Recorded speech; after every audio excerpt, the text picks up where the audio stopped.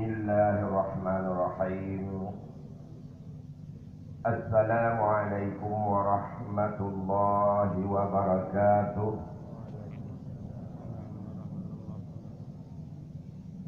Alhamdulillahilladzi arsala rasulahu bil huda wa dinil haqq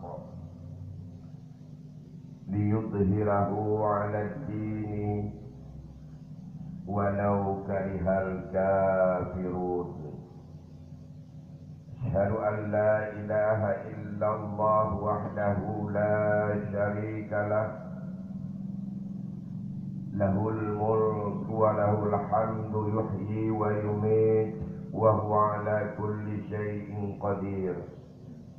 Wa asyhadu anna sayyidana wa nabiyyana Muhammadan abduhu wa rasuluh al-mab'uts rahmatan lil alamin. Allahumma shalli wa sallim ala sayyidina Muhammadin sayyidil anbiya'i wal mursalin wa ala alihi wa ashabihi ajma'in, amma ba'd.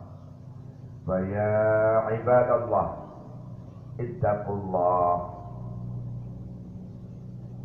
فقال الله سبحانه وتعالى في القرآن الكريم: أعوذ بالله من الشيطان الرجيم. بسم الله الرحمن الرحيم. إن في خلق السماوات والأرض واختلاف الليل والنهار لآيات لأولي الألباب الذين يذكرون الله قياما وقعودا وعلى جنوبهم ويتفكرون في خلق السماوات والأرض ربنا ما خلقت هذا باطلا سبحانك فقنا عذاب النار. Sadaqallahul azim. Segenap puji beserta syukur kita persembahkan kehadirat Allah Subhanahu wa Ta'ala atas anugerah dan nikmat agungnya yang sampai saat ini kita rasakan, dan nikmat besar itu adalah Allah turunkan ke bumi ini lebih kurang 1491 tahun yang lalu. Lama masanya, dan kita yang hidup di penghujung zaman merasakan betapa agungnya nikmat Allah dengan Allah lahirkan seorang Rasul Khatamun Nabiyina wal Aulia. Dan saat itulah betapa riang gembira dan juga menampakkan begitu riuh dan cuaca dunia yang disaksikan sendiri oleh Aminah pada pagi Senin tersebut. Seluruh malaikat setelah silih berganti turun 4 orang wanita yang mendampinginya, mulai daripada Siti Hawa, Asiyah, Maryam, kemudian turun para malaikat pada pagi itu dengan menunjukkan kegembiraan dan akan lahirnya apa yang ada dalam kandungan Aminah untuk menghiburnya. Sederhana pada saat itu, tapi suasana pagi ini hidup sukun, maka hampir terbayang begitulah suasana kegembiraan yang belum bisa dilihat oleh kaum jahiliyah dan juga kaum musyrik. Tapi Aminah telah menyaksikan wajah-wajah para malaikat saat itu betapa gembira dengan nikmat dan keagungan Allah. Saat itu lahirnya Rasulullah sallallahu alaihi wasallam. Selawat beriring salam kita sanjung sajikan kehadiran junjungan kita Rasulullah Muhammad sallallahu alaihi wasallam, yang kehadirannya membawa kesejukan, membawa kedamaian, membawa ketentraman, menghidupkan hati yang bati, dan untuk membangkitkan jiwa yang terpendam untuk bangkit dengan penuh kegembiraan untuk bisa menjadikan misi utama Allah ciptakan makhluknya yang namanya Bani Adam ini di dunia untuk membawa rahmat dan untuk menyelamatkan alam dan untuk hidup sebentar demi untuk kita kembali ke hadiratnya dan untuk kita bertanggungjawabkan itu semuanya. Yang terhormat dan kami muliakan Bapak Bupati, Wakil Bupati, Bapak-bapak dari unsur Muspida Plus, Pemerintah Aceh Utara, yang mulia Al-Mukarram Abu Imumsi, Abah, dan seluruh para guru, para ulama, guru-guru kami yang ada berhadir dalam majlis yang terhormat ini. Dan yang tidak kalah juga kami hormati dan kami muliakan seluruh hadirin hadirat yang sudah terpanggil dan termotivasi untuk di pagi yang berbahagia ini, pagi Sabtu, tanggalnya sama 12 Rabiul Awal, harinya berbeda sedikit, kita mundur 2 hari ke belakang.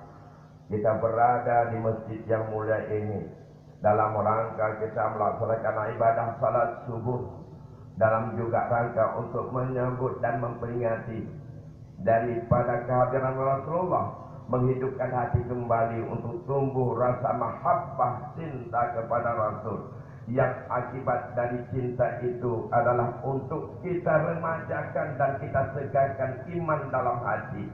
Karena hakikat daripada iman itu sesungguhnya adalah nilai kepercayaan, nilai keyakinan terhadap kebenaran apa yang disampaikan oleh Rasul kita Muhammad sallallahu alaihi wasallam. Karena apa yang disampaikan, yang diyakini, hakul yakin oleh iman, percayalah itu adalah bukan berdasarkan daripada penelitian dan cobaan. Berbeda dalam terminologi orang-orang akademis mengatakan sebuah ilmu bisa yakin, bahkan tidak ada yang bisa diyakini berdasarkan daripada eksperimen, daripada penelitian, daripada uji coba, maka itu adalah menghasilkan sebuah keyakinan atau ilmu. Dan itu metode untuk mengatakan ilmu dalam dunia filsafat.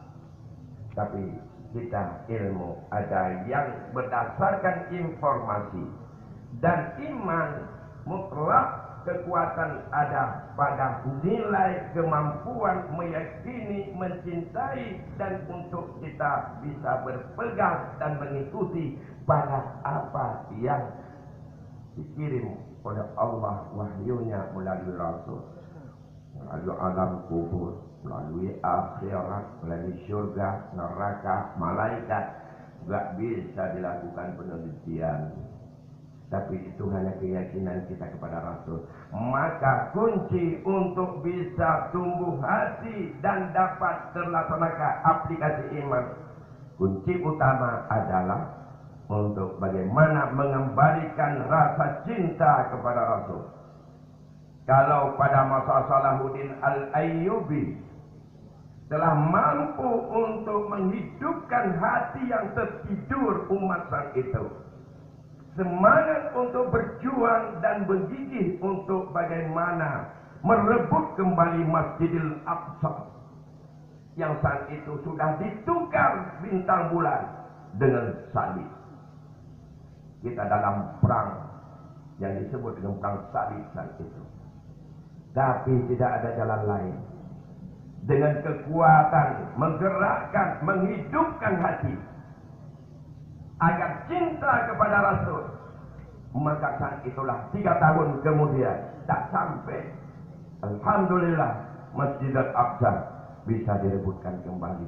Alhamdulillah pada pagi ini tadi kita sebagai tafaul mengenang perjuangan yang paling besar diberikan oleh upacara untuk menggugah hati dengan bermacam selawat, zikir, adalah kita saat ini, saudara kita di Masjidil Aqsa di Palestina, sedang di dalam terus berkecamuk yang dihadapi secara fisik.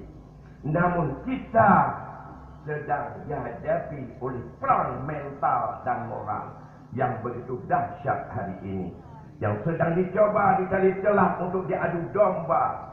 Yang diadu domba bukan Islam kafir, tapi yang sedang diadu domba kita Islam dengan Islam, guru dengan guru, anak dengan murid, orang tua dengan dan anaknya, pemimpin dengan rakyatnya, dan ini yang sedang diadu domba.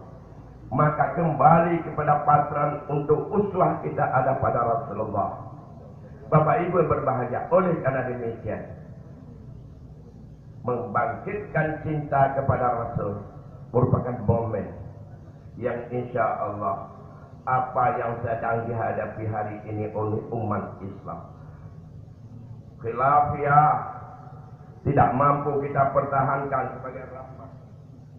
Kadang-kadang khilafiyah sudah mencoba untuk mengarah kepada perpecahan dan permusuhan.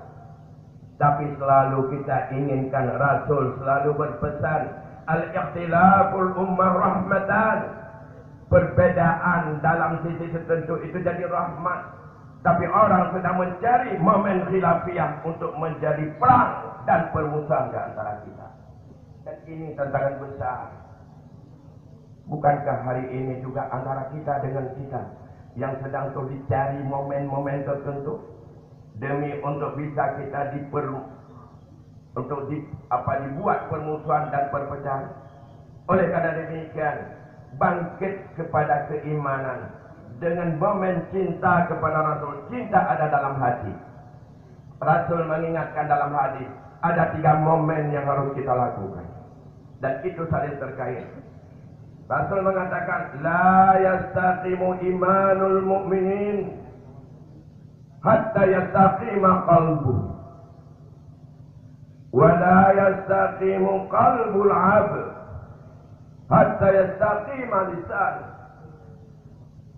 Tidak bisa untuk istiqamah tetap dan konsekuen iman di masjid kita diingatkan dan dikontrol oleh iman di pasar, kita dikontrol oleh iman di kantor, kita dikontrol oleh iman saat tanda tangan proyek, kita dikontrol oleh iman saat sampai untuk meninjau proyek, kita juga dikontrol oleh iman saat kita ingin berhibur diri, kita dikontrol oleh iman saat kita ingin bertamasya di waterboom, di pinggir laut, di mana-mana.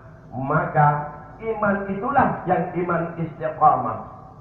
Dikontrol iman sana ada kesempatan untuk pamer cewek, ketemu mantan pacar dulu, dikontrol iman dan tidak akan tergogah. Disampaikan kepada kantor perbankan, dikontrol oleh iman.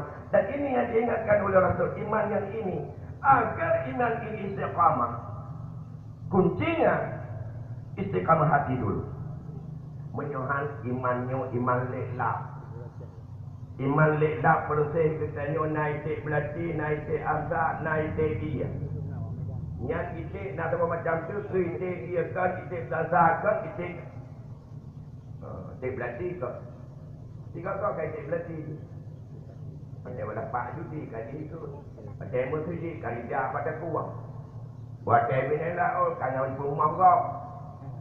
Pada bab proyek, menurutnya juga. Itu iman yang tidak konsekuen. Baru konsekuen iman didikasi. Maka kata Rasul, la yazni zani hina yazni wa huwa mu'min. Orang yang doyan berzina, orang yang doyan pacaran, orang yang doyan kepada perbuatan haram tidak akan melakukan perbuatan zina itu. Andai kata saat itu dia beriman, saat itu nur iman saya lari.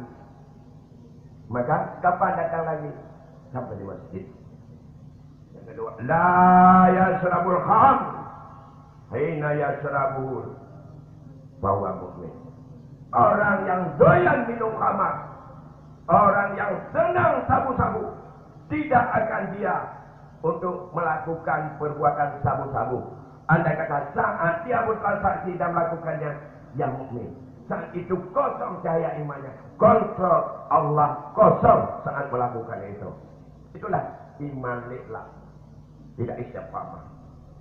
Oleh karena demikian, agar iman ini istiqamah, nurnya cahaya terus menerang, bentuk hati. Hati supaya tidak sakit, hati yang sehat. Bagaimana dan apa usaha untuk membentuk hati? Ala bizikrillahi tatma'innal qulub. Gak ada cara lain. Dengan jalan berzikirlah untuk kalian bisa untuk membentuk hati. Maka Allah perintahkan, fadhkurullaha qiyaman wa qu'udan wa 'ala junubihim. Berzikir kepada Allah, baik secara jahar maupun sir, baik sampai berdiri, sambil duduk, sambil tidur, baik setelah salat, di luar salat, di mana saja, berzikir kepada Allah. Karena dengan zikir itulah bisa kamu untuk membuat hatimu tenang.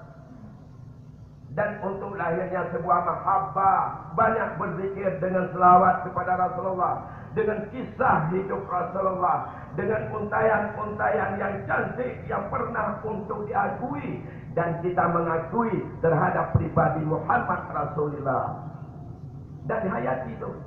Baik babah kedrawaji, adik kedrawayati. Di saat kita ucapkan Tala'al badru alaina, apa maknanya?